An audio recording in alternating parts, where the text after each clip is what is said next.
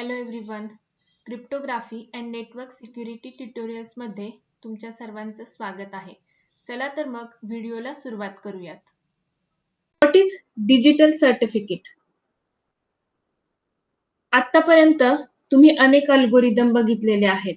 हे algorithm implement करताना public की आणि प्रायव्हेट की जनरेट करावी लागते. त्यातली प्रायव्हेट की ही युजरकडे स्वतःकडे असते, तर पब्लिक की काय केली जाते? एक्सचेंज केली जाते. मग हे जे की एग्रीमेंट असेल किंवा की एक्सचेंज असेल ते करताना अनेकदा प्रॉब्लेम्स येत होते. म्हणून डेफी हेल्मन की एक्सचेंज डिझाईन करण्यात आलं. पण त्याचे सुद्धा काही डिसएडव्हान्टेजेस होते. म्हणून असिमेट्रिक की क्रिप्टोग्राफी जनरेट करण्यात आली. असिमेट्रिक की क्रिप्टोग्राफी मध्ये सुद्धा आपण काय करतो? पब्लिक की आणि प्रायव्हेट की जनरेट करतो. प्रायव्हेट की स्वतःकडे ठेवतो आणि जो कोणी सेंडर असेल, जो कोणी रिसिव्हर असेल, पब्लिक की एक्सचेंज करतात. मग ह्या की एक्सचेंजच्या प्रोसेसमध्ये सुद्धा सिक्युरिटी अटॅक्स होऊ शकतात. Man in the middle attack याच्यावरती परफॉर्म होऊ शकतात. म्हणजेच इथं सिक्युरिटी पुन्हा प्रॉब्लेम होऊ शकते. म्हणून डिजिटल सर्टिफिकेट हा कन्सेप्ट डेव्हलप करण्यात आला. So what is digital certificate? तर सिंपल टर्म्स मध्ये digital certificate is simply a small computer file. It is a digital version of paper based passport. म्हणजेच एक डिजिटल डॉक्युमेंट आहे. What is digital certificate? हे एक digital document आहे जे की आपल्या कम्प्युटरमध्ये आपण स्टोअर करू शकतो आणि अनेक क्रिप्टोग्राफिक ऍप्लिकेशन्स मध्ये आपण त्याचा यूज करू शकतो. डिजिटल सर्टिफिकेटचा कन्सेप्ट बघायचा झाला तर आपण त्याची तुलना पासपोर्टशी करू शकतो. प्रत्येकाला माहिती आहे की पासपोर्ट काय रिप्रेझेंट करतो? Unique identity of one person. म्हणजे ड्रायव्हिंग लायसन असेल, unique identity of unique person. त्याच पद्धतीने डिजिटल सर्टिफिकेट काय रिप्रेझेंट करतो? Unique identity on digital platform. आपण त्याला काय म्हणू शकतो? पासपोर्ट हार्ड कोडेड आपल्याला डॉक्युमेंट मिळतं, पण डिजिटल सर्टिफिकेट कसं आहे? डिजिटाइज्ड आहे. डिजिटल प्लॅटफॉर्म मध्ये आपण ही डिजिटल सर्टिफिकेट ही कम्प्युटर फाईल यूज करू शकतो. जर आपण याची पासपोर्ट बरोबर कंपॅरिझन करायचं झालं तर पासपोर्ट मध्ये काय काय असतं बघा. तुमचं नाव असतं, नॅशनॅलिटी असते, डेट असते, बर्थ प्लेस असते, बर्थ डेट असते, त्याच्यानंतर तुम्ही कुठल्या देशातून आहात, नॅशनॅलिटी, फोटोग्राफ आणि सिग्नेचर.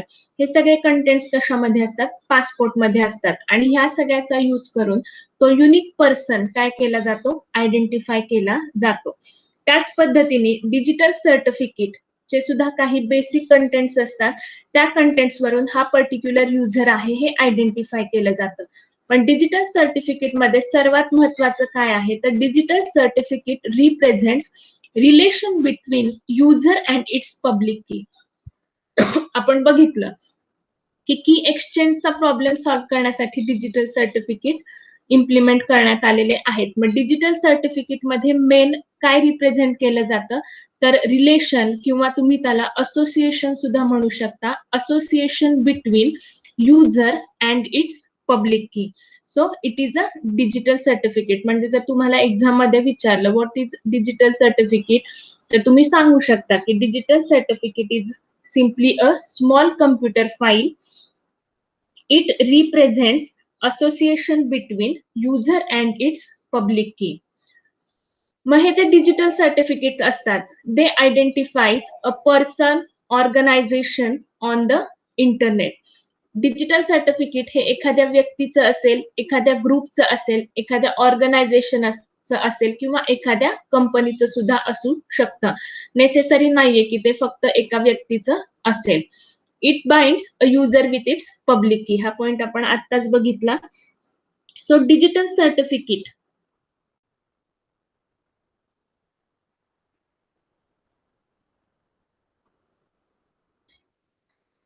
हा कन्सेप्च्युअल व्ह्यू आहे डिजिटल सर्टिफिकेटचा. Digital certificate I officially approve the relation between the holder of this certificate and this particular public key. हा जस्ट कन्सेप्च्युअल व्ह्यू आहे. ऍक्च्युअल एक्झाम्पल आपण पुढे बघणार आहोत.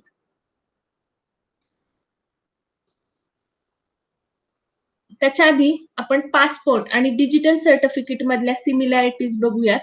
आपण आत्ताच बघितलं की पासपोर्ट आणि डिजिटल सर्टिफिकेट आपण एकमेकांबरोबर कम्पेअर करत आहोत. सो पासपोर्ट मध्ये काय असतं बघा, फुल नेम. त्याच पद्धतीने डिजिटल सर्टिफिकेट मध्ये काय असणार आहे, सब्जेक्ट नेम. आता इथे सब्जेक्ट नेम म्हणजेच काय असणार आहे, युजरचं नाव. मग अशी आपण बघितलं की डिजिटल सर्टिफिकेटचा युजर हा एखादी व्यक्ती असेल, एखादा ग्रुप असेल, एखादी ऑर्गनायझेशन असेल, एखादी कंपनी असेल. म्हणून इथं युजर्स नेम न घेता काय घेतलेलं आहे, सब्जेक्ट नेम. इथं लक्षात ठेवायचं सब्जेक्ट म्हणजेच युजर. त्यानंतर पासपोर्ट नंबर. पासपोर्टमध्ये पासपोर्ट आयडेंटिफाय करण्यासाठी हा युनिक नंबर इथे असतो. त्याच पद्धतीने डिजिटल सर्टिफिकेटचा युनिकनेस रिप्रेझेंट करण्यासाठी इथं सिरियल नंबर असतो. एका डिजिटल सर्टिफिकेटसाठी एक सिरियल नंबर. ठीक आहे. एका डिजिटल सर्टिफिकेट रिप्रेझेंट करण्यासाठी एक युनिक सिरियल नंबर असतो. हा सिरियल नंबर रिपीट होत नाही. त्यानंतर पासपोर्टमध्ये पासपोर्ट कधीपासून व्हॅलिड आहे, कुठपर्यंत व्हॅलिड आहे ते मेन्शन केलेलं असतं. त्याच पद्धतीने डिजिटल सर्टिफिकेट मध्ये सुद्धा व्हॅलिड फ्रॉम आणि व्हॅलिड टू हे मेन्शन केलेलं असतं की कोणत्या टाइम फ्रेम मध्ये, कोणत्या ड्युरेशन मध्ये हे डिजिटल सर्टिफिकेट व्हॅलिड आहे. जशी रिक्वायरमेंट असेल, म्हणजे 1 इयर, 2 वर्ष, 3 वर्ष, साधारण 3 वर्षापर्यंत त्या डिजिटल सर्टिफिकेटची व्हॅलिडिटी असते. त्यानंतर पासपोर्ट मध्ये असतं इश्यूड बाय, म्हणजे कोणत्या गव्हर्नमेंटने हे इश्यू केलेलं आहे. सिमिलरली डिजिटल सर्टिफिकेट मध्ये इश्युअर नेम असतं. या ठिकाणी कोणत्या सर्टिफिकेट ऑथॉरिटीने हे डिजिटल सर्टिफिकेट ऑथराइज्ड केलेलं आहे त्या इश्युअरचं नाव इथे असतं. पासपोर्ट मध्ये काय असतं, फोटोग्राफ अँड साइन. तसंच डिजिटल सर्टिफिकेट मध्ये काय असतं, पब्लिक की. याच्यामध्ये सब्जेक्ट नेम आणि पब्लिक की दोन फिक्स्ड कंटेंट्स आहेत. कारण की आपण बघितलं digital certificate represent relation between subject that is user and its public key. So ह्या झाल्या similarities between passport and digital certificate. मग डिजिटल सर्टिफिकेटचं एक एक्झाम्पल तुमच्या पुस्तकात दिलेलं आहे ते आपण बघूयात इथे. डिजिटल सर्टिफिकेट सब्जेक्ट नेम काय दिलेला आहे बघा, अतुल कहाते. पब्लिक की, सो इथे जस्ट त्यांनी रिप्रेझेंट केलेला आहे, इथे काहीतरी की असणार आहे. सिरियल नंबर हा युनिक सिरियल नंबर असेल जो की हे अतुल कहातेचं डिजिटल सर्टिफिकेट रिप्रेझेंट करतोय. अदर डेटा, मग त्याच्यामध्ये ईमेल, मोबाईल नंबर, ऍड्रेस या गोष्टी असू शकतात. व्हॅलिड फ्रॉम, व्हॅलिड टू, म्हणजे हे डिजिटल सर्टिफिकेट 1 जानेवारी 2001 पासून 31 डिसेंबर 2004 पर्यंतच व्हॅलिड असेल. त्याच्यानंतरची डेट असेल किंवा आधीची डेट असेल तर हे डिजिटल सर्टिफिकेट इनव्हॅलिड ठरवलं जातं. Issuer name व्हेरीसाइन. व्हेरीसाइन ही एक जगातली कंपनी आहे जी की डिजिटल सर्टिफिकेट काय करते, जनरेट करते किंवा ऑथराइज्ड करते. सो हे झालं डिजिटल सर्टिफिकेट.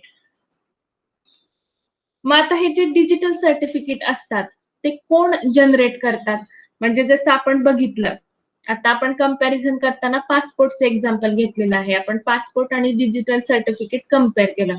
जर सपोज मला पासपोर्ट काढायचा असेल तर मी सपोज अजिंक्य बाजारमध्ये गेले किंवा रिलायन्स मॉलमध्ये गेले तर मला पासपोर्ट मिळेल का? मी तिथे जाऊन म्हटलं की मला पासपोर्ट हवा आहे, मिळणार आहे का? नाही. मला जर पासपोर्ट काढायचा असेल तर मला एखाद्या गव्हर्नमेंट एजन्सीकडे जावं लागेल ज्याला पासपोर्ट काढून देण्याची परमिशन असणार आहे, ज्याच्याकडे पासपोर्ट काढून देण्याची ऑथॉरिटी असणार आहे. त्याच पद्धतीने जर मला एखादं माझं डिजिटल सर्टिफिकेट काढायचं असेल तर एखादी ट्रस्टेड एजन्सी हवी. कोणत्याही दुकानात किंवा कोणत्याही मॉलमध्ये आपल्याला डिजिटल सर्टिफिकेट मिळणार नाही. वेगवेगळ्या देशांमध्ये त्यांच्या गव्हर्नमेंटनी ठराविक एजन्सीजना डिजिटल सर्टिफिकेट क्रिएट करण्याची, जनरेट करण्याची परमिशन दिलेली आहे. त्या ट्रस्टेड एजन्सी कडूनच आपल्याला डिजिटल सर्टिफिकेट काढावं लागतं. जर नॉन ट्रस्टेड एजन्सीज कडून ते डिजिटल सर्टिफिकेट काढलेलं असेल तर ते इनव्हॅलिड कन्सिडर केलं जातं. मग हे डिजिटल सर्टिफिकेट कुणी ठरवायचे? ह्या ट्रस्टेड एजन्सीज किंवा ही ऑथॉरिटी कोण आहे? हे कोण ठरवतं? गव्हर्नमेंट. मग अशा ज्या ट्रस्टेड एजन्सीज आहेत त्यांना सर्टिफिकेशन ऑथॉरिटी म्हणतात, CA.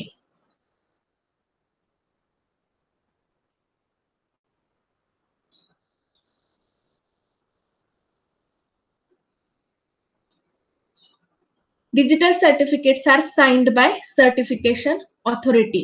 मग सर्टिफिकेशन ऑथॉरिटी म्हणजेच काय आहे? एक एजन्सी आहे, एक ऑर्गनायझेशन आहे. ही ऑर्गनायझेशन डिजिटल सर्टिफिकेट जनरेट करते, इश्यू करते. जसं सांगितलं तसं की ही ऑर्गनायझेशन, ही एजन्सी कोण ठरवतं? गव्हर्नमेंट ठरवतं. व्हेरीसाईन आणि एंट्रस्ट ह्या 2 कंपन्या आहेत ज्या वर्ल्ड वाईड अवेलेबल आहेत. ह्या डिजिटल सर्टिफिकेट्स अवेलेबल करतात. भारतामध्ये फेब्रुवारी 2002 मध्ये first Indian certification authority generate करण्यात आली. सत्यम इन्फोवे लिमिटेड ची सेफ स्क्रिप्ट लिमिटेड ही सबसायडरी सर्टिफिकेशन ऑथॉरिटी किंवा डिजिटल सर्टिफिकेट्स जनरेट करते. मग हे डिजिटल सर्टिफिकेट्स नंतर आपण वेगवेगळ्या क्रिप्टोग्राफिक ऍप्लिकेशन्स मध्ये यूज करू शकतो. मग इथं या पॉइंटला महत्वाचं काय लक्षात ठेवायचं आहे?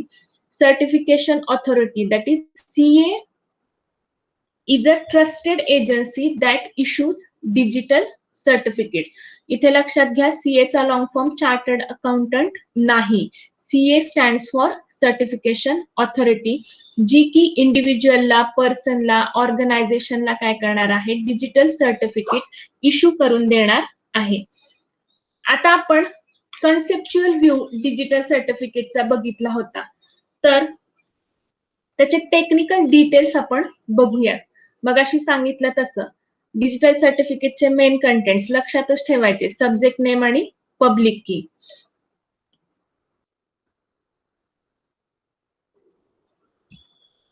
सो आता आपण डिजिटल सर्टिफिकेटचे कंटेंट्स बघूयात. जर तुम्ही समोर स्क्रीनवरती बघितलं तर साधारणतः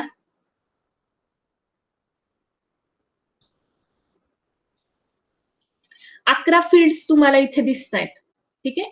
version, certificate serial number, signature algorithm identifier, issuer name, validity, not before or not after, subject name, subject public key information, issuer unique identifier, subject unique identifier, extension, certification authorities, digital signature.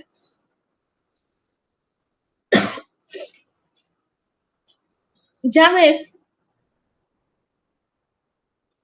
आपण passport काढतो त्यावेळेस generally आपल्या पाहण्यात जो passport आहे तो black कलरचा असतो. एक छोटीशी नोटबुक टाईप असेल आणि त्याच्यामध्ये काय असतात? ब्लँक पेजेस असतात. सुरुवातीला आपली इन्फॉर्मेशन असते.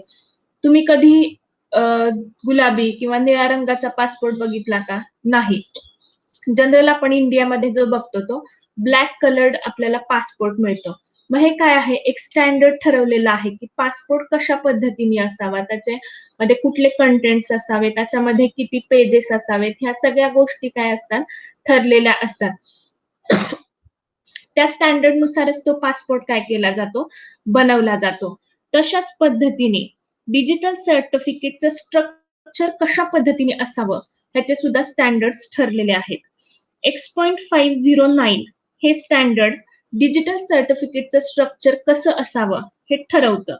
मग हे X.509 स्टँडर्ड 1988 मध्ये डेव्हलप करण्यात आलेलं आहे. इंटरनॅशनल टेलिकम्युनिकेशन युनियनने हे स्ट्रक्चर डिफाईन केलेलं आहे. आतापर्यंत X.509 चे 3 व्हर्जन्स आहेत, V1, V2, V3. सध्या जे अवेलेबल आहे ते X.509 V3 म्हणजे तिसऱ्या नंबरचं व्हर्जन सध्या आपण काय करतो? यूज करतो. मग आता त्याच्यानुसार ह्या डिजिटल सर्टिफिकेटचे कंटेंट्स काय केलेले आहेत? ठरवलेले आहेत. मग जसं मी सांगितलं की 3 व्हर्जन्स आहेत, व्हर्जन 1, व्हर्जन 2 आणि व्हर्जन 3. तर ह्यातलं जे व्हर्जन 1 आहे त्याच्यामध्ये पहिले 7 फील्ड्स होते. म्हणजे व्हर्जन 2 1 2 3 4 5 6 7 म्हणजे इथपर्यंत. सब्जेक्ट, पब्लिक की इन्फॉर्मेशन पर्यंतचे जे पॉइंट्स होते ते कशामध्ये होते? व्हर्जन 1 मध्ये. ठीक आहे. Version, certificate serial number, signature, algorithm, identifier, issuer name, validity, subject name, subject P, public key information, हे जे 7 फील्ड्स आहेत ते व्हर्जन 1 मध्ये होते. व्हर्जन 2 मध्ये काय झालं? इश्युअर युनिक आयडेंटिफायर आणि सब्जेक्ट युनिक आयडेंटिफायर ऍड करण्यात आले. म्हणजे व्हर्जन 2 मध्ये 2 नवीन फील्ड्स ऍड करण्यात आले आणि व्हर्जन 3 मध्ये एक्सटेन्शन हे फील्ड ऍड करण्यात आलं. आणि सर्टिफिकेशन ऑथॉरिटीज डिजिटल सिग्नेचर हे तिन्ही व्हर्जन मध्ये कॉमन आहे. ठीक आहे. म्हणजे हे जे काही कंटेंट्स आहेत त्यातले पहिले 7 कंटेंट्स व्हर्जन 1 मध्ये अवेलेबल होते, प्लस 2 2 नवीन व्हर्जन्स ऍड झाले आणि व्हर्जन 2 क्रिएट झालं, प्लस 1 एक एक्सटेन्शन ऍड झालं आणि तिसरं व्हर्जन काय झालं? क्रिएट झालं. सो अशा पद्धतीने 3 व्हर्जन्स याचे आतापर्यंत आलेले आहेत. सध्या लेटेस्ट व्हर्जन कुठलं वापरलं जातं? 3. मग त्याच्यातले कंटेंट्स आपण 1 बाय 1 बघूयात. पहिलं आहे व्हर्जन. सो आता सांगितलं तसं व्हर्जन काय रिप्रेझेंट करणार आहे की X.509 प्रोटोकॉल मधलं कुठलं व्हर्जन आपण वापरतोय त्याच्या व्हॅल्यूज 3च असू शकतात, 1 or 2 or 3. सेकंड आहे certificate serial number. Certificate serial number काय रिप्रेझेंट करणार आहे? It is a unique integer number. Particular digital certificate हे एका युनिक नंबरनी रिप्रेझेंट केलं जाणार आहे. मग हा नंबर कोण देतं? तर हा नंबर देतं CA, that is certificate authority. Certificate ऑथॉरिटीनी जनरेट केलेला युनिक नंबर ह्या फील्ड मध्ये असणार आहे. नेक्स्ट आहे सिग्नेचर अल्गोरिदम आयडेंटिफायर. आपण बघितलं की सर्टिफिकेशन ऑथॉरिटी, आता इथे मी प्रत्येक वेळेस सर्टिफिकेशन ऑथॉरिटी म्हणणार नाहीये, सीए म्हणेल. त्याच्यावरून तुम्ही लक्षात घ्यायचंय की सीए म्हणजेच काय? Certification authority. सो सीएनी सीएनी हे सर्टिफिकेट साइन करताना कोणत्या अल्गोरिदमचा वापर केलेला आहे ते ह्या फील्ड मध्ये मेन्शन केलेलं असतं. त्यानंतर इश्युअर नेम, कोणत्या सीएनी हे सर्टिफिकेट साइन केलेलं आहे. मग अशी आपण बघितलं व्हेरी साइन असेल, एनट्रस्ट असेल, हे काय आहेत? सीए ची नावं आहेत. सो या ठिकाणी कोणत्या, हे जस्ट एक्झाम्पल्स आहेत. याच्या व्यतिरिक्त अजूनही मार्केटमध्ये ट्रस्टेड एजन्सी आहेत. सो ज्या सीएनी आपल्याला हे सर्टिफिकेट इश्यू केलेलं आहे त्याचं नाव इथे असणार आहे. Next validity, not before or not after. ह्या फील्डमध्ये 2 डेट्स असतील, 2 टाइम स्टॅम्प असतील, म्हणजे की कुठल्या तारखेला कुठल्या वेळेपासून हे सर्टिफिकेट व्हॅलिड आहे, ते कुठल्या तारखेला कुठल्या वेळेला हे संपणार आहे, तो टाइम स्पॅन ह्या पिरियड मध्ये दिला जाईल. सब्जेक्ट नेम, सब्जेक्ट नेम म्हणजेच काय? हे जे काही सर्टिफिकेट आहे ते कुठल्या युजरचं आहे, म्हणजे पर्टिक्युलर इंडिव्हिज्युअलचं आहे, ग्रुपचं आहे, ऑर्गनायझेशनचं आहे, कंपनीचं आहे, त्याचं नाव इथे मेन्शन केलेलं असेल. नेक्स्ट आहे subject public key information. So याच्यामध्ये काय असणार आहे की पब्लिक की, ह्या डिजिटल सर्टिफिकेटची पब्लिक की कुठल्या फील्डमध्ये स्टोअर केली जाईल?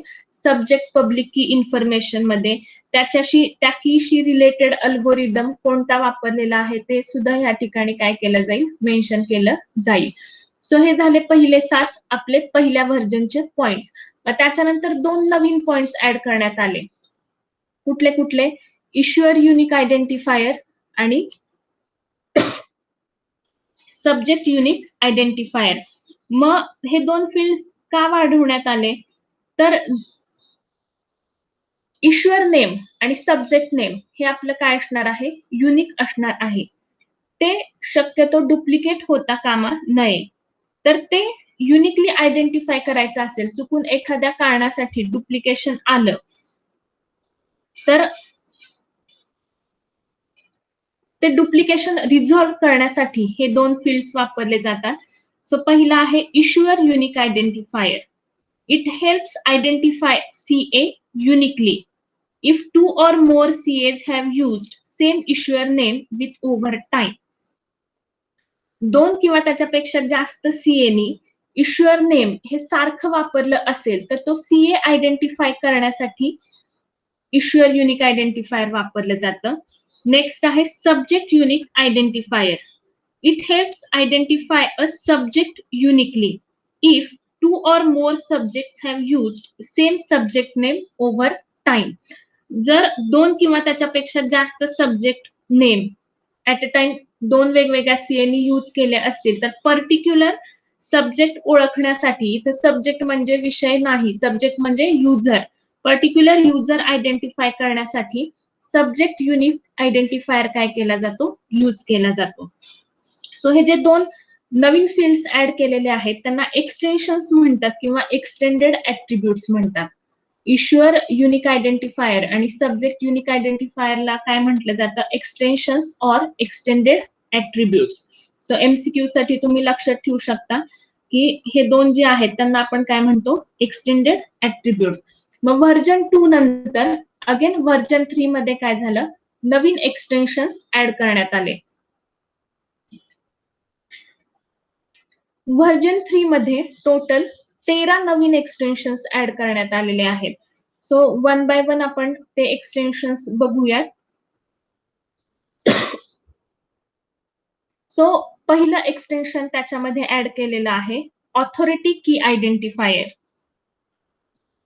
ऑथॉरिटी की आयडेंटिफायर म्हणजे काय, तर आता ज्यावेळेस एखादा सीए असणार आहे तर त्याच्याकडे मल्टिपल प्रायव्हेट पब्लिक की पेअर्स असणार आहेत. म्हणजे असं नाही की एक सीए आहे आणि त्याची एकच प्रायव्हेट पब्लिक की आहे, तर असं असणार नाहीये. पर्टिक्युलर सीए कडे मल्टिपल प्रायव्हेट पब्लिक की पेअर्स असतील.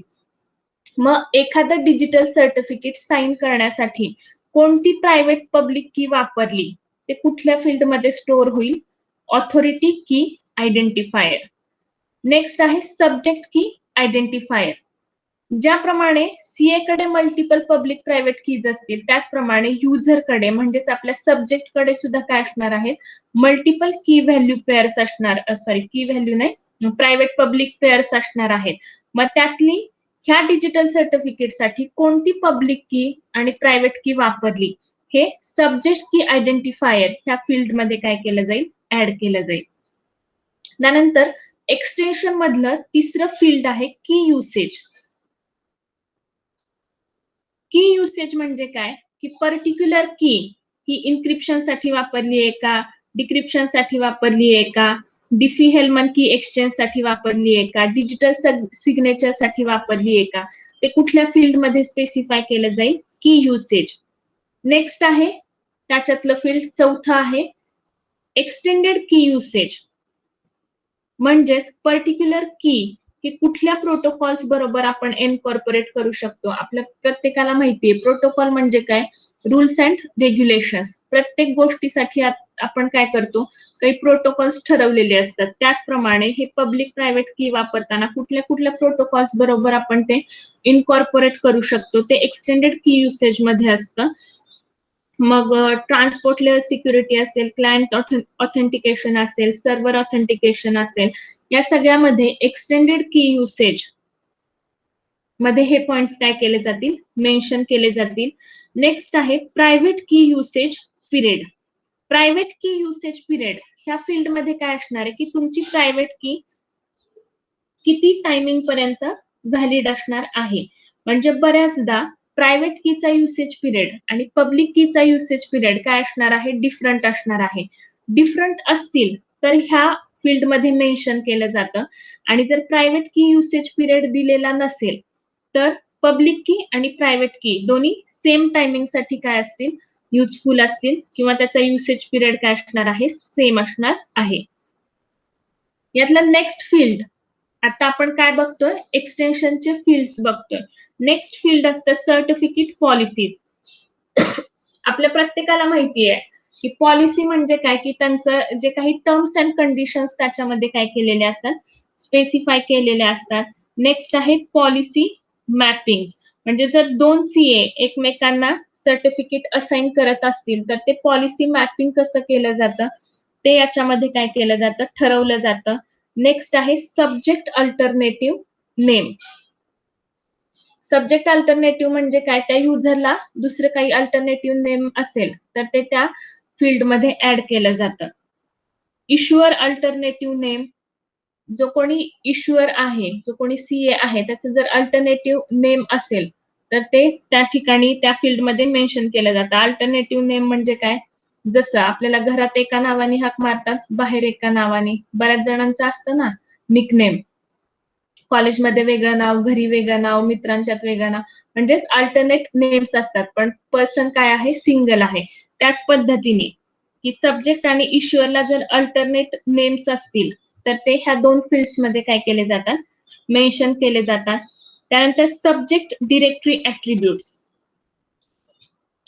सब्जेक्ट डिरेक्टरी ऍट्रिब्यूट्स मध्ये काय केलं जातं, तर त्या पर्टिक्युलर युजरची इतर माहिती, म्हणजे जसं आपण मगाशी बघितलं अदर डेटा, ईमेल असेल, फोन नंबर असेल, ऍड्रेस असेल, फॅक्स नंबर असेल, ते तिथं काय केलं जातं, सब्जेक्ट डिरेक्टरी ऍट्रिब्यूट्स मध्ये मेन्शन केलं जातं. आणि ह्याच्या व्यतिरिक्त कोणतीही जर एखादी सिस्टीम असेल तर त्याच्यामध्ये काही कन्स्ट्रेंट्स असतात. कन्स्ट्रेंट्स म्हणजे काय, की काही अजम्पशन्स असतात, काही गोष्टी ठरवलेल्या असतात. तर त्या basic constraint, name related constraint, policy related constraint, म्हणजेच जर काही कन्स्टंट असतील तर ते ह्या फील्ड कन्स्टंट्सच्या फील्डमध्ये ते कन्स्टंट्स तिथं मेन्शन केलेले असतात. अजम्पशन्स असतील तर ते तिथं मेन्शन केलेले असतात. सो अशा पद्धतीने हे 13 फील्ड्स, हे एक्सटेन्शन्स ऍड केले जातात. कुठले कुठले बघितले आपण, authority key identifier, subject key identifier, key usage, extended key usage, private key usage period, certificate policies, policy mappings, subject alternative name, issuer alternative name, subject directory attributes, basic constraint, name constraint and policy constraint. So हे 13 extensions आहेत. म्हणजे एवढे सगळे fields हे कशामध्ये असतात, digital सर्टिफिकेटच्या contents मध्ये.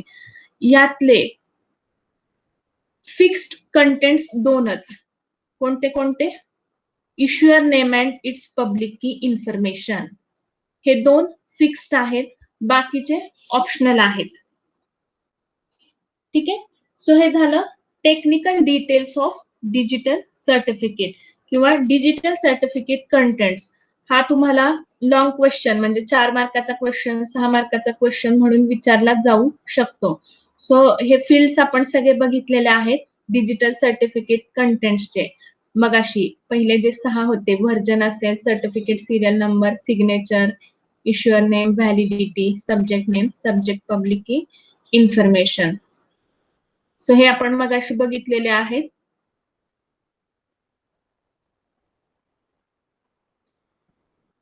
आता नेक्स्ट पॉइंट आहे रजिस्ट्रेशन ऑथॉरिटी. आतापर्यंत आपण काय काय बघितलं, डिजिटल सर्टिफिकेट म्हणजे काय, ते कोण इश्यू करतं आणि त्याचे टेक्निकल कंटेंट्स डिजिटल सर्टिफिकेटचे कोणते कोणते आहेत ते आपण आतापर्यंत बघितलं. आता आपण नेक्स्ट पॉइंट बघणार आहोत, रजिस्ट्रेशन ऑथॉरिटी.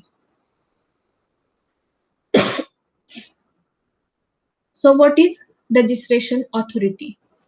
आता आधी पीपीटी वर काय दिलंय बघा, takes some load of CA, acts on behalf of CA, takes upon some of the task of CA.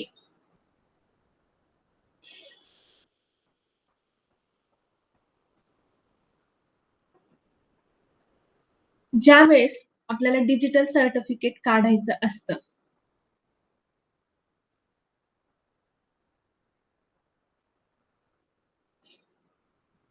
त्यावेळेस त्याच्या काही स्टेप्स आहेत. तर त्या स्टेप्स आपण पुढे बघणारच आहोत. त्याच्या आधी आपण आरए म्हणजे काय ते बघणार आहोत.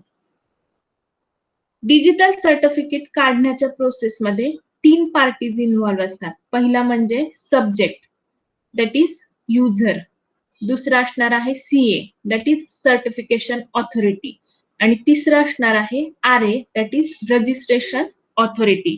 यातलं युजर आणि सीए हे फिक्स्ड असतात आणि registration authority optional. Registration authority is a third party which helps CA in day-to-day task. जर आपण CA चं काम बघितलं तर काय आहे, वेगवेगळे सर्टिफिकेट्स इश्यू करा, ते मेंटेन करा, रिवोक झालेले सर्टिफिकेट्सची लिस्ट क्रिएट करा. सो हे जर आपण काम बघितलं तर हे काम खूप व्हास्ट आहे. याच्यामध्ये खूप सारे ऑपरेशन्स, खूप सारे फंक्शन्स म्हणा किंवा सर्व्हिसेस येतात. मग एका सीएला हे करणं पॉसिबल आहे का? नाही. तर अशा वेळेस काय केलं जातं, की तुमचा जो काही कामाचा लोड आहे तो हँडओव्हर केला जातो रजिस्ट्रेशन ऑथॉरिटीकडे. रजिस्ट्रेशन ऑथॉरिटी काय असणार आहे? सीएला मदत करणारी एक एजन्सी. मग ही एजन्सी काय करणार आहे?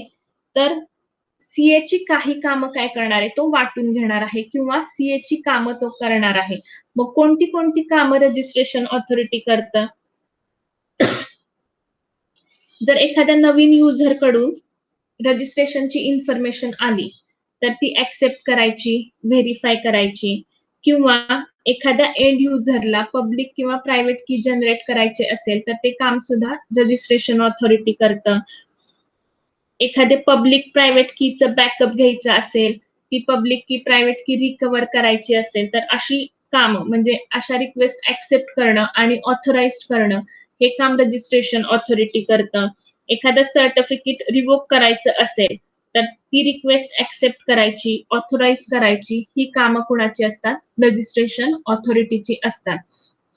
थोडक्यामध्ये registration authority is intermediate between user and its CA.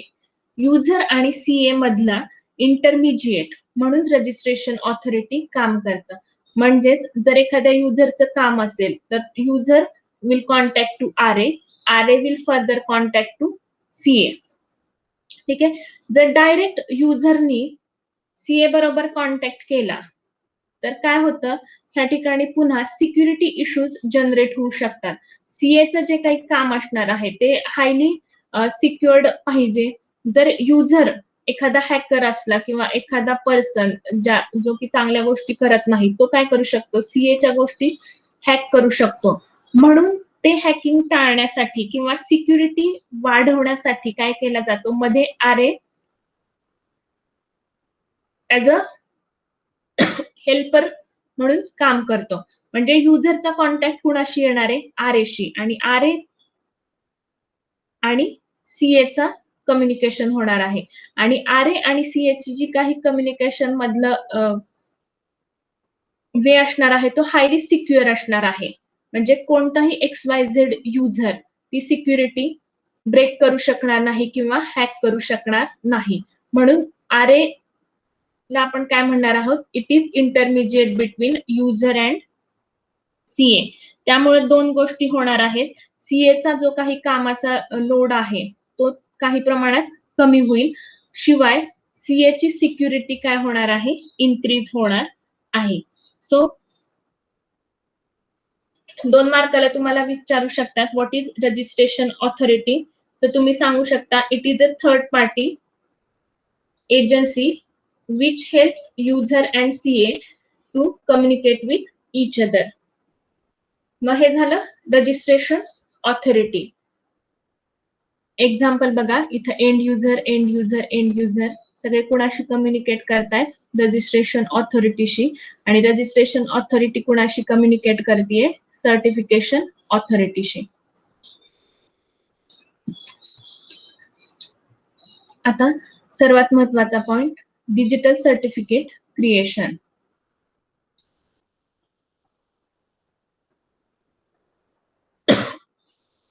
How to create digital certificate. Digital certificate create करण्यासाठी 4 स्टेप्स आहेत. की जनरेशन, रजिस्ट्रेशन, व्हेरिफिकेशन आणि सर्टिफिकेट क्रिएशन. त्यातली आता आपण पहिली स्टेप बघणार आहोत की जनरेशन. सो की जनरेशन मध्ये काय होतं, जसं मगाशी मी सांगितलं की डिजिटल सर्टिफिकेट क्रिएशनच्या प्रोसेसमध्ये 3 पार्टीज इन्व्हॉल्व्ह होतात. पहिलं म्हणजे युजर, दॅट इज सब्जेक्ट, दुसरं म्हणजे आरए रजिस्ट्रेशन ऑथॉरिटी आणि तिसरं म्हणजे CA, that is certification authority. मग की generation starts with the user. जो कोणी म्हणजे ज्या व्यक्तीला डिजिटल सर्टिफिकेट काढायचं आहे तो पहिल्या स्टेपमध्ये वर्क करेल. त्याचं काम काय असणार आहे, तर त्याला की व्हॅल्यू पेअर जनरेट की व्हॅल्यू नाही, पब्लिक की आणि प्रायव्हेट की जनरेट करायची आहे. युजर काय करणार आहे, पब्लिक की आणि प्रायव्हेट की जनरेट करणार. मग आता प्रश्न पडतो की तो कसं जनरेट करणार, तर त्याच्यासाठी 2 वेगवेगळे अप्रोच आहेत. त्या दोन्हीपैकी कोणत्याही अप्रोचनी युजर काय करू शकतो, पब्लिक की किंवा प्रायव्हेट की जनरेट करू शकतो. पहिला अप्रोच काय आहे, तर मार्केटमध्ये वेब ब्राउझरमध्ये किंवा वेब सर्व्हरमध्ये वेगवेगळे सॉफ्टवेअर्स अवेलेबल आहेत.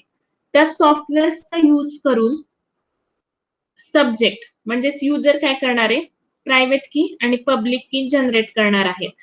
काही काही ठिकाणी पब्लिक की प्रायव्हेट की जनरेट करण्यासाठी स्पेशल सॉफ्टवेअर प्रोग्राम सुद्धा अवेलेबल आहेत. मग हे सॉफ्टवेअर प्रोग्राम्सचा यूज करून युजर काय करेल, पब्लिक प्रायव्हेट की पेअर जनरेट करेल. त्यातली प्रायव्हेट की सब्जेक्ट स्वतःकडे ठेवणार आहे. प्रायव्हेट की काय करणार, तो स्वतःकडे ठेवणार आणि पब्लिक की आणि डिजिटल सर्टिफिकेट काढण्यासाठी लागणारी इन्फॉर्मेशन, काही इव्हिडन्सेस, काही डॉक्युमेंट्स तो कुणाला पाठवणार, आरएला, दॅट इज रजिस्ट्रेशन ऑथॉरिटीला. म्हणजे पब्लिक की प्रायव्हेट की जनरेट करणार, प्रायव्हेट की स्वतःकडे ठेवणार, पब्लिक की डिजिटल सर्टिफिकेट काढण्यासाठी लागणारी इन्फॉर्मेशन आणि काही इव्हिडन्सेस तो कुणाला फॉरवर्ड करणार, रजिस्ट्रेशन ऑथॉरिटीला. हा झाला पहिला अप्रोच. पण आता ज्याला टेक्निकल नॉलेज आहे, ज्याला सॉफ्टवेअर रिलेटेडचं नॉलेज आहे किंवा कम्प्युटरचं नॉलेज आहे, तो इझिली पब्लिक प्रायव्हेट की जनरेट करू शकतो. पण नॉन टेक्निकल पर्सनचं काय, त्याला जमणार आहे का हे पब्लिक प्रायव्हेट की जनरेट करायला, तर नाही. मग अशा वेळेस सेकंड अप्रोच यूज केला जातो. सेकंड अप्रोच मध्ये काय केलं जातं, जसं आपण मग अशी आरएच्या सर्व्हिसेस बघितल्या होत्या. आरएच्या सर्व्हिसेस मध्ये मी तुम्हाला सांगितलं होतं त्याची एक सर्व्हिस काय आहे, generating keys on behalf of the end user. End युजरच्या वतीनं तो काय करतो, पब्लिक प्रायव्हेट की जनरेट करतो. मग हा आहे आपला सेकंड अप्रोच, की जो कोणी आरए आहे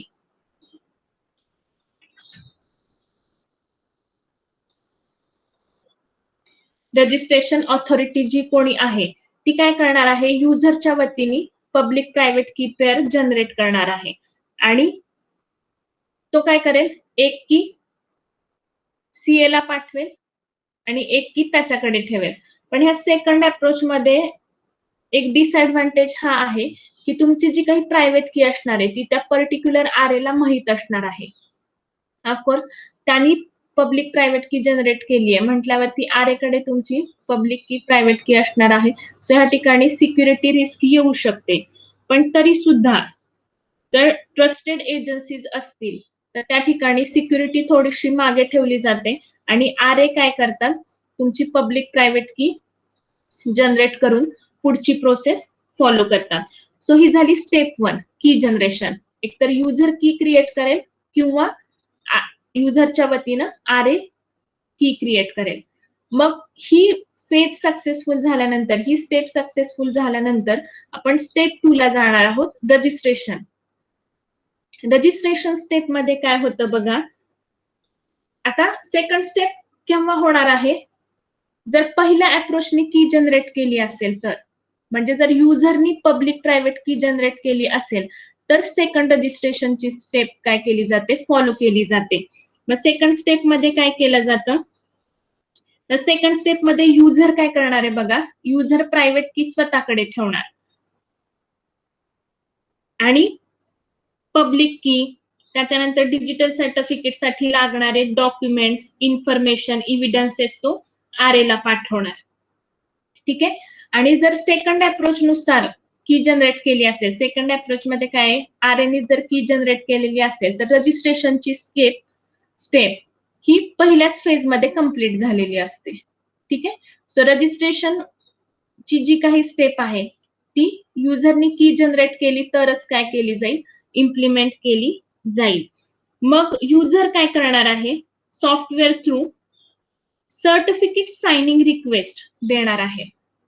जसं की सपोज मला आधार कार्ड काढायचंय आणि मी त्या ई सेवा केंद्रात गेले आणि म्हटलं आधार कार्ड काढा, लगेच मिळतं का मला? नाही. त्यांचं काय असणार आहे, फॉर्म असतो, तो फॉर्म भरायचा, त्याची माहिती द्यायची आणि मग मी त्यांना रिक्वेस्ट करणार की हा फॉर्म आणि माझा आधार कार्ड काढा. त्याच पद्धतीने डिजिटल सर्टिफिकेट काढायचंय तर काय असतं, सॉफ्टवेअर थ्रू तुम्हाला एक विझार्ड प्रोव्हाइड केलं जाईल, जस्ट लाईक अ फॉर्म. त्याच्यामध्ये तुम्हाला तुमची माहिती भरायची आहे.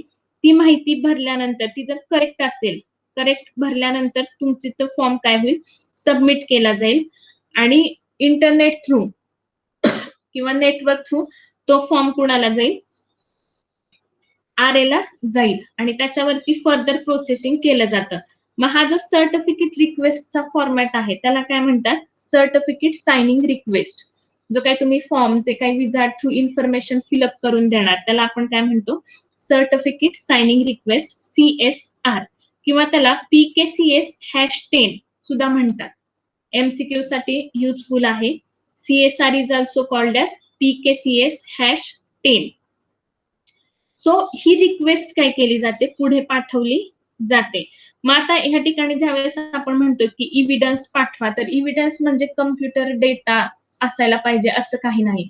आजकाल आपल्याला माहितीये की आपल्याला कुठलं डॉक्युमेंट डिजिटली पाठवायचंय तर आपण काय करतो, डॉक्युमेंट स्कॅन करतो आणि ते पाठवतो.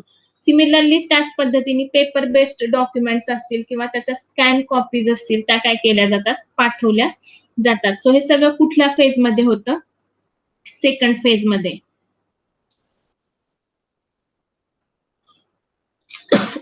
इथे बघा एक्झाम्पल दिलेलं आहे, डिजिटल सर्टिफिकेट रिक्वेस्ट. मग बघा त्याच्यामध्ये काय काय माहिती भरायची आहे, full name, log in name, email, organisation unit, organisation country. हे सॅम्पल एक्झाम्पल आहे. ह्याला आपण काय म्हणतो, डिजिटल सर्टिफिकेट रिक्वेस्ट किंवा CSR, certificate signing request, CSR. मग ह्याच्यात माहिती भरायची, सबमिट करायची. सो नेक्स्ट फर्दर प्रोसेसिंग साठी ते जाईल. मग इथे डिजिटल सर्टिफिकेटचे कंटेंट्स दाखवलेले आहेत. सो हे आपण पुढे बघणार आहोत. सो आता आपण कुठपर्यंत आलो की आपण हे CSR भरलं आणि इन्फॉर्मेशन काय केली, हँडओव्हर केली. आता आपली कुठली स्टेप कंप्लीट झाली, सेकंड स्टेप. रजिस्ट्रेशनची स्टेप इथं कंप्लीट झाली. मग रजिस्ट्रेशन स्टेप नंतर नेक्स्ट स्टेप कुठली आहे आपली, व्हेरिफिकेशनची. मग व्हेरिफिकेशन म्हणजे काय, जसं मी आता तुम्हाला आधार कार्डचं एक्झाम्पल दिलं की मी फॉर्म भरला आधार कार्डचा, तर लगेच माझी प्रोसेस सुरू होईल का, नाही. मला तिथं काहीतरी प्रूफ द्यावं लागतं. म्हणजे माझं काही पॅन कार्ड असेल, वोटिंग कार्ड असेल की ही व्यक्ती मीच आहे. तशाच पद्धतीने ते पण लगेच साईन करतील का, नाही. व्हेरिफिकेशन होतं. मग मोबाईल नंबर असेल, ईमेल असेल, पर्टिक्युलर नंबरनुसार माझे डॉक्युमेंट्स व्हेरीफाय केल्यानंतर काय होणार आहे, पुढची प्रोसेस होणार. त्याच पद्धतीने की रजिस्ट्रेशन झाल्यानंतर आरएची रिस्पॉन्सिबिलिटी काय आहे की युजरने जे काही आपल्याला दिलेलं आहे, म्हणजे डॉक्युमेंट्स असतील, प्रूफ असतील, ते त्याला काय करायचं आहे, व्हेरीफाय करायचं आहे. मग हे जे काही व्हेरिफिकेशन आहे ते दोन गोष्टींवरती होतं. पहिली गोष्ट म्हणजे युजरनी जे काही क्रेडेन्शियल्स दिलेले आहेत, मग त्याचं जर बिझनेस असेल तर बिझनेसचे records, historical documents, credibility proof, किंवा जर तो पर्टिक्युलर व्यक्ती असेल तर त्याचा पोस्टल ऍड्रेस असेल, ईमेल ऍड्रेस असेल, phone number, passport, driving licence. So अशा गोष्टी पहिल्या प्रोसेसमध्ये काय केल्या जातील, व्हेरीफाय केल्या जातील, ज्या की डॉक्युमेंट बेस्ड आहेत. जे काही इव्हिडन्सेस त्यांनी पाठवलेले आहेत, जी काही इन्फॉर्मेशन पाठवली आहे, सुरुवातीला ती काय केली जाईल, व्हेरीफाय केली जाईल. हा झाला एक मुद्दा की तुम्ही पाठवलेली इन्फॉर्मेशन करेक्ट आहे की नाही ते व्हेरीफाय करणार आहे आरए.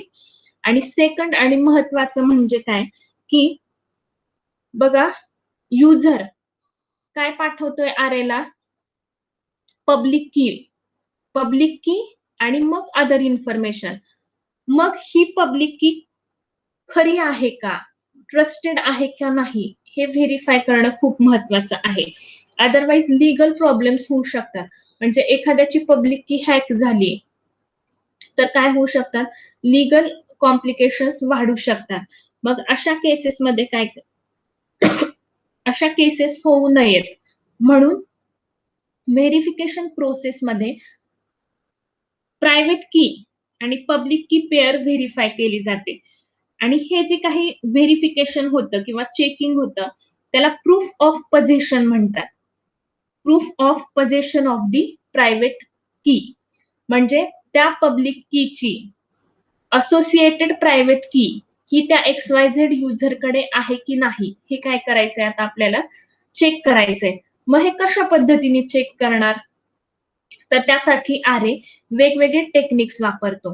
3 टेक्निक्सनी तो काय करू शकतो, फाइंड आउट करू शकतो की ह्या पर्टिक्युलर पब्लिक कीची प्रायव्हेट की ही युजरकडे आहे आणि इट इज व्हॅलिड की. मग त्यातली पहिली मेथड काय आहे, ज्यावेळेस युजर सर्टिफिकेट सायनिंग रिक्वेस्ट पाठवणार आहे, CSR. मगाशी आपण बघितलं की तो फॉर्म भरून आपल्याला पाठवायचा आहे. तर तो फॉर्म भरून पाठवतानाच युजरनी काय करायचंय, की त्याच्या प्रायव्हेट कीनी तो एन्क्रिप्ट करायचा आणि तो कुणाला पाठवायचा, आरेला पाठवायचा. मग आरे काय करेल, त्याच्याकडे असलेल्या पब्लिक कीनी म्हणजे युजरनी त्याला जी पब्लिक की पाठवली आहे त्यांनी तो डिक्रिप्ट करेल. तो डिक्रिप्ट झाला, डिसाइन झाला, याचा अर्थ पब्लिक प्रायव्हेट की काय आहे, करेक्ट आहे. ठीक आहे. हा झाला फर्स्ट वे की CSR पाठवताना एन्क्रिप्टेड प्रायव्हेट कीनी एन्क्रिप्ट करा, आरेला पाठवा. आरे विल डिसाइन विथ पब्लिक की जी युजरनी पाठवलेली आहे. जर तो प्रॉपरली डिक्रिप्ट झाला तर it is valid public private की. सेकंड अप्रोच तो काय वापरू शकतो, तर एखादं रॅन्डम नंबर चॅलेंज तो क्रिएट करू शकतो. तो एखादा काय करेल, डॉक्युमेंट किंवा एखादे चॅलेंज पर्टिक्युलर पब्लिक कीनी एन्क्रिप्ट करेल आणि तो काय करेल, युजरला ते डॉक्युमेंट पाठवेल. आता युजरचं काम काय असणार आहे की त्याच्याकडच्या प्रायव्हेट कीनी त्याला ते डिक्रिप्ट करायचंय. जर युजरनी सक्सेसफुली ते डॉक्युमेंट डिक्रिप्ट केलं, ह्याचा अर्थ काय झालं, तुमची पब्लिक प्रायव्हेट की व्हेरिफाय झाली. किंवा थर्ड अप्रोच तो काय वापरू शकतो, आरे एक डिजिटल डमी सर्टिफिकेट क्रिएट करेल. हे डिजिटल डमी सर्टिफिकेट तो काय करेल, त्याच्याकडच्या पब्लिक कीनी एन्क्रिप्ट करेल. तो ते डमी सर्टिफिकेट युजरला पाठवेल. युजर काय करेल, त्याच्याकडच्या प्रायव्हेट कीनी ते डिक्रिप्ट करेल. जर ते डिक्रिप्ट झालं तर पब्लिक प्रायव्हेट की काय आहेत, व्हेरिफाईड आहेत असं कन्सिडर केलं जाईल. सो ही झाली आपली थर्ड स्टेप, व्हेरिफिकेशन. व्हेरिफिकेशनची स्टेप लक्षात आली. व्हेरिफिकेशनच्या स्टेपमध्ये 2 गोष्टी चेक केल्या जातात. पहिलं म्हणजे तुम्ही पाठवलेले सगळे एव्हिडन्सेस व्हेरिफाय केले जातात आणि दुसऱ्या स्टेपमध्ये काय केलं जातं, तुमची प्रायव्हेट की चेक केली जाते. It is called as proof of position of the private key. मग किती प्रकारांनी आपण बघितलं ते तो चेक करू शकतो. 3 प्रकारांनी आरे व्हेरिफाय करू शकतो. पहिलं काय बघितलं आपण, CSR साइन करतानाच काय करायचं, डिजिटल तुमच्या प्रायव्हेट कीनी एन्क्रिप्ट करून पाठवायचा. किंवा दुसऱ्या ह्याच्यात तो रॅन्डम चॅलेंज क्रिएट करेल आणि तिसऱ्या ह्याच्यामध्ये काय आहे, तो डमी सर्टिफिकेट क्रिएट करेल. यापैकी तिन्ही वापरायची गरज नाही. यापैकी आरेला जे सोयीचं वाटतं, आरेला जी मेथड वापरायची आहे ती मेथड तो काय करू शकतो, यूज करू शकतो. आणि सर्वात लास्ट स्टेप आहे सर्टिफिकेट क्रिएशन.